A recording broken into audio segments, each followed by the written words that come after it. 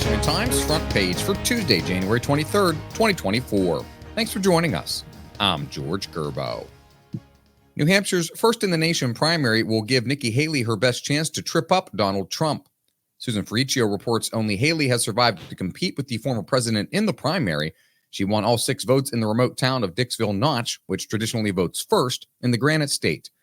Polls show Trump leading President Biden in some key swing states.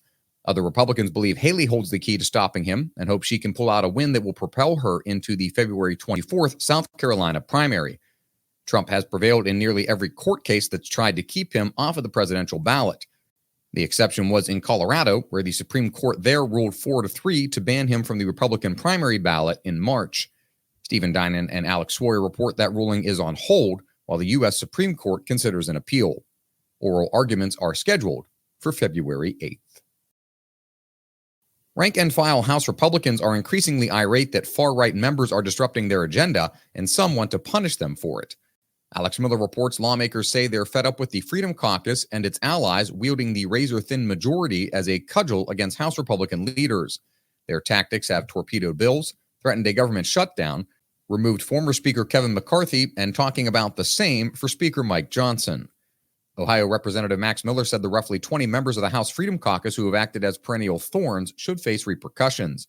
He suggested stripping them of committee assignments or cutting them off from fundraising.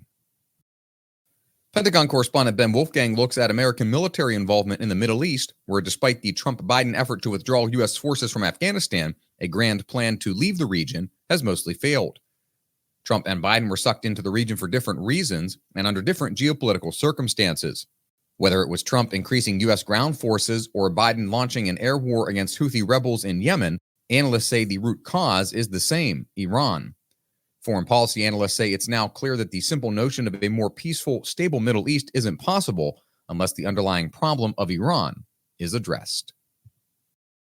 And finally, Montgomery County Executive Mark Ehrlich has called the gender and race-based rates charged to vendors at a county library event illegal, forcing the library to change the rates. Mallory Wilson reports the MoComCon event at the Germantown Library was charging vendors who were people of color or women $225 without electricity access and $250 with electricity. Everyone else paid $275 without and $325 with electricity. Although the event is at a county public library, it's not sponsored by the county, but a private nonprofit, Friends of the Library. A county spokesperson said Friends of the Library corrected the situation as soon as they were made aware, and an updated version of the vendor application online shows the new pricing as the same for all vendors. Find all of today's front page stories at WashingtonTimes.com/front page or on the Washington Times app, and find us wherever you get your podcasts. Just search Washington Times in any major podcast app. You can also find us on social media at Wash Times for breaking news, sports, commentary, and more. For the Washington Times, I'm George Gerbo.